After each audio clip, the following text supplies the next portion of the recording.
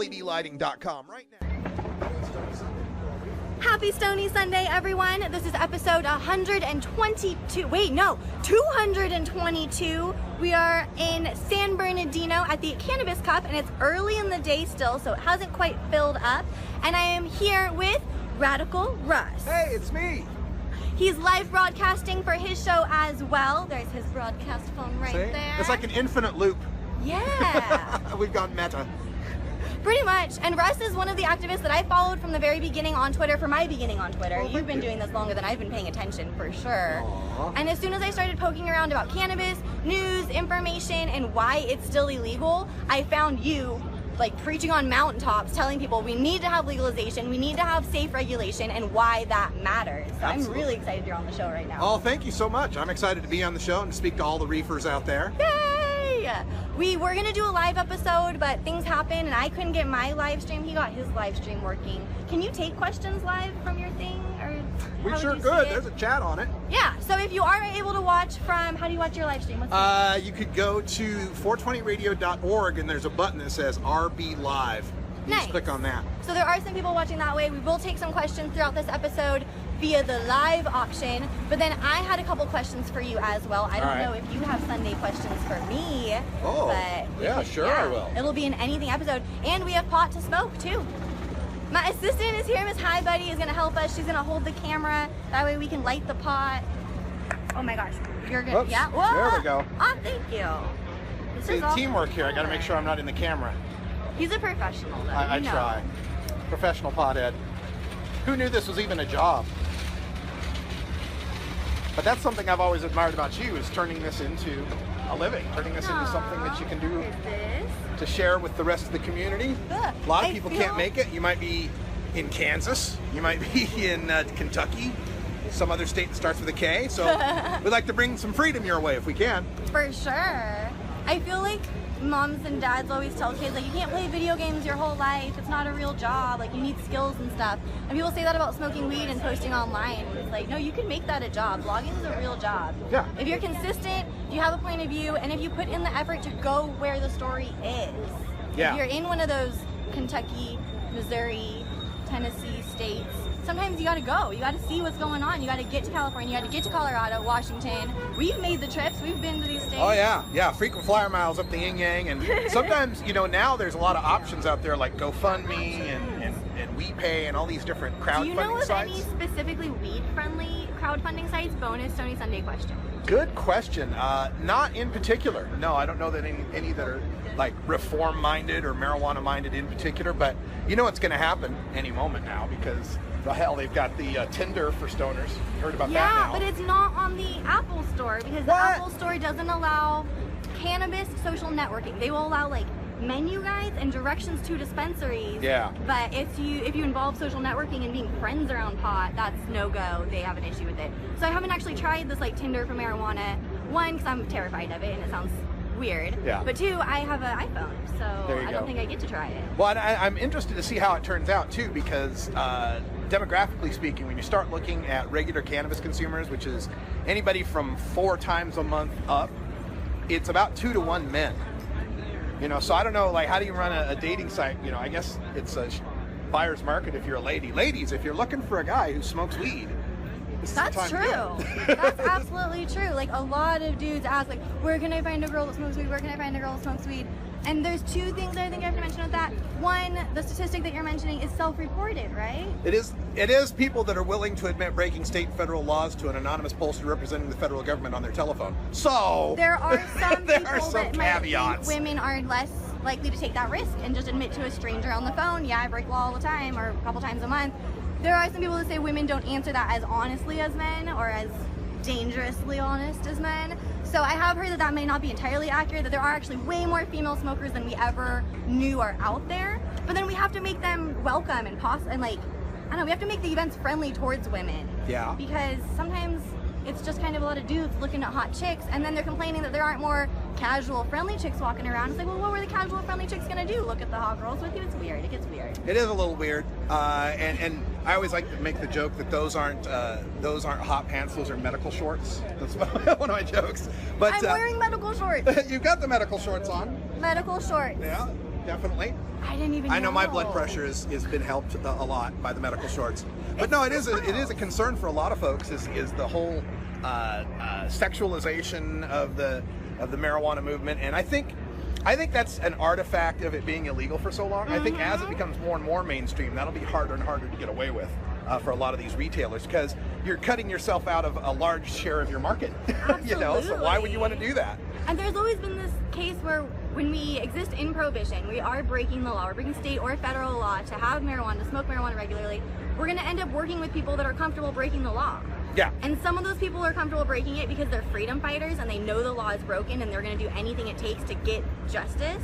Some of those people are comfortable breaking the law because they don't give a fuck about any laws and they're reckless and they're kind of dangerous. Yeah. And those are the people that I think are going to be weeded out as we have legalization come forward, because they don't want to do the business paperwork. They don't want the step-by-step legal business. They're going to go somewhere else. They're going to do something else illegal, and we're going to have a more welcoming community towards the up and up, the straight and narrow, and like people that can actually follow the law. Yeah, that's something that I'm dealing with in my presentation today. I'm speaking at 5 o'clock in the Citrus building, and the presentation's entitled "How Not to Piss Off Your Cannabis Clientele."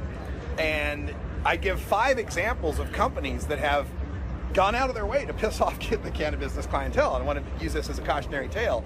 And this is becoming more and more relevant as we have more and more of these companies. I've kind of outlined how there's 3 different types of entrepreneurs in the cannabis world right now. Okay. There are, I call them the heads, the suits, and the closeted. The heads are the people that have been dealing and growing and smoking forever, so they know a ton about marijuana and the culture. They know next to nothing about the business world and all the technical stuff there. You got the suits, who are people that are into making money, and they see this as the next big money thing, but they may not know so much about the marijuana culture. And then you got the closeted, which is people that are kind of half in, half out of the marijuana culture, but they hide it at work and they're not really out, so sometimes they're not quite aware.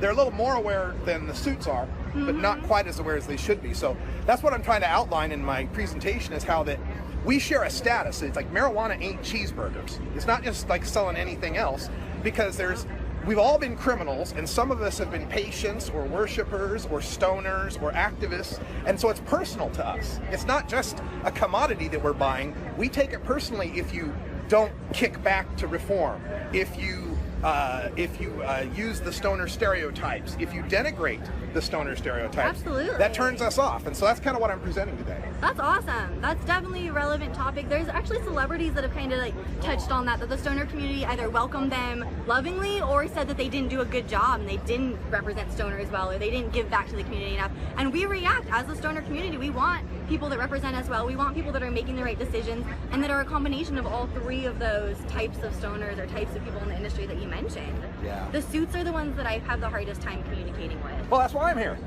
See, that's why I got the tie on. See? Facilitator. I'm a facilitator. Yeah. I'm the bridge between the heads and the suits. The heads are sometimes like too heady for me, but I can listen to them for days. Yeah.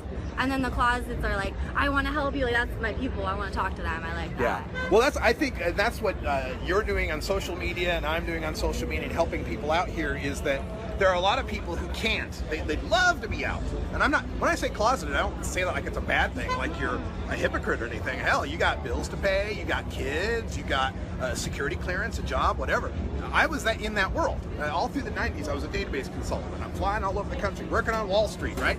You can't let people know you're ahead, especially with George H.W. Bush in office, man. It was not that time.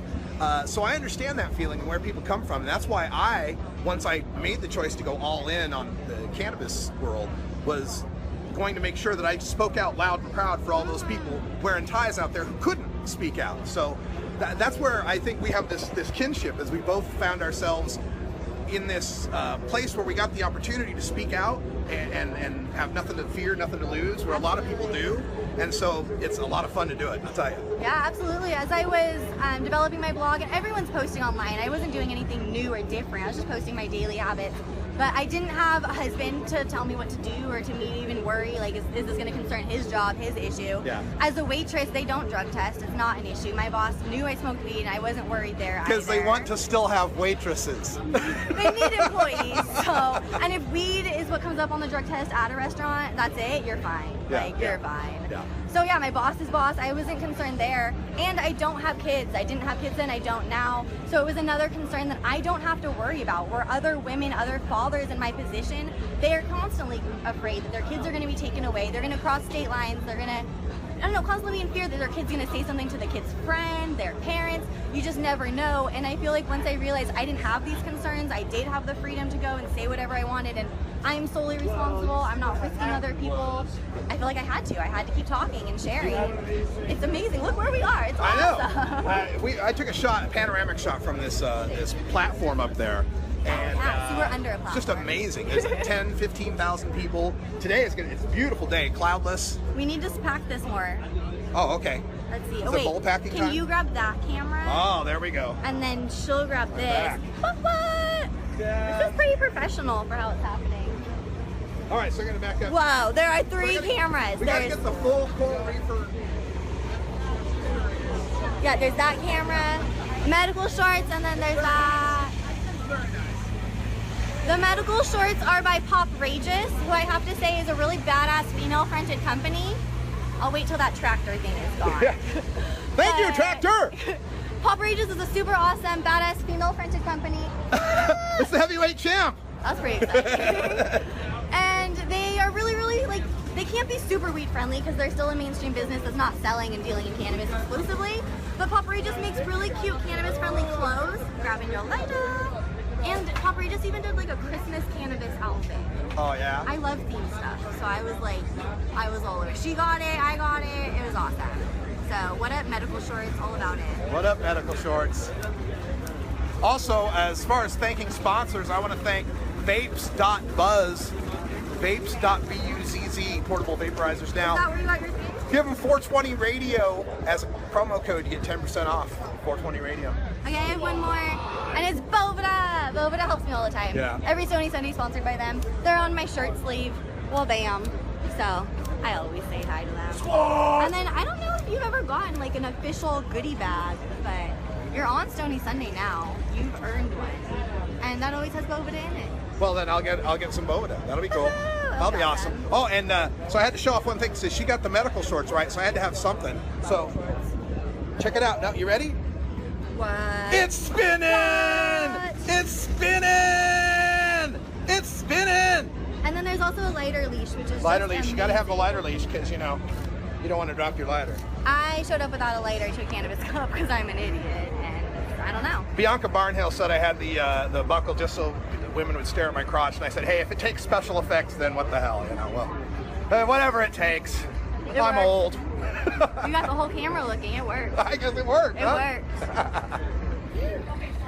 Is it? Oh man, I'm going for the lighter again. All right, going for the lighter. Oh, my question that I brainstormed ahead of time for Okay. you. Okay, because I got a question for you. You give me a question for me. All right. Okay. In your years as an activist, what state has made the most progress in such a short amount of time that's just like blown you away? Like you didn't see it coming, and now you're like, holy shit, real contender. Wow. Okay. Let's say, okay, for sheer like verifiable results, Florida. Nice. Just because they dropped 58% on a medical marijuana amendment, that's higher than the entire West Coast passed their medical marijuana. Yeah. Now, sure, it's 18 years later, but still, that's saying Yeah, something. and it 58%. did pass, but that's still an amazing, amazing high. I And- was blown away by that. And then for a place that hasn't yet, like, you got something that you can verify, but just from an activist sense is just blowing doors, Missouri. And I know, I'm not saying that just because Missouri's watching, but You got a Missouri. It's a documentary, a podcast. Yeah, we do a podcast, but we're also trying to put a doc for the whole trip together. yeah. Hell yeah. So What I that's think is Missouri. special about Missouri is they might be the first state to jump straight to legalization, bypass medical and go straight to legalization. Oh my God. I think that's going to be interesting because all the states so far that have gotten to legalization have been medical, and you have this constant struggle of how do you integrate medical with recreational, and then it gets into fighting. And then people think they only want medical because they fully want legalization, and if we let medical happen, it's a slippery slope.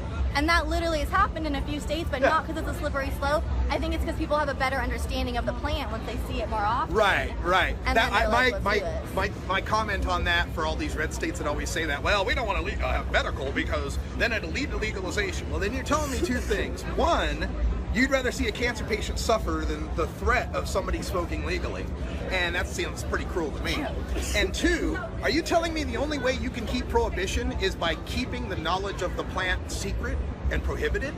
Your fear is that once more people know about it, they'll vote for it to be legal? Doesn't that bankrupt your position in the first place? Yeah, absolutely. Think on that. I hope there's a hit in there. I didn't mean to hand you a bad hit. Stoner Vale. I'm from Idaho. I can scrounge a hit out of anything. I've straight noticed that people from different areas will smoke to the last different amount. I'll tell you, I was freaked. Like when I first moved to Oregon Can you maybe one more for about the- a dozen years ago. For the last question. I would be around people that are rolling joints or loading bowls, and they get some crumbs on them, and they'd brush the crumbs off, and I'd, oh, no, don't brush the crumbs away. You don't want to see the hotel room. Oh, I'm sure. And now I got folks that like smoke half a bowl out of a bong, and then they dump it. And it's like, man, back in the day, I could smoke out of your ashtray. I could just smoke off your half-smoked bowls, man. It's amazing how legalization changes your perspective. Yeah? So I had a Stony Sunday question for you. Yeah. What is the worst trouble you've ever gotten into because of marijuana? Oh, what a good question. Because I really haven't been in that much trouble ever for marijuana. But when I was 18, I don't know if I've told this story on camera before, but when I was 18, I was smoking alone in my apartment, and a friend had just left the apartment. I smoked a bowl, and then I heard a knock at the door, and I thought it was my friend because they had just left. I opened the door, and it was 3 police officers, and my neighbor had called them because they reported smelling something funny. But I was living in Seattle. I wasn't in California. I still was raised with enough sense that I don't let police officers into my house without a warrant. Like, that's just obvious. So I opened the door, I saw those police officers, I said I'm gonna grab a jacket and excuse me for a second, so I closed the door, I grabbed my jacket, I came back and asked if I could speak to them outside. Because they had closed my door, they said that gave them probable cause to enter because they thought I was hiding stuff. I was cold, I was in Seattle, I wasn't smart enough to like run and hide anything, my first time dealing with the cops. So I literally just put on a jacket. At that point, they illegally entered my home. They searched my house because once they were inside, they saw I had pro-marijuana posters and books, and they took down my poster, and they said my poster was illegal, and I knew that's not true.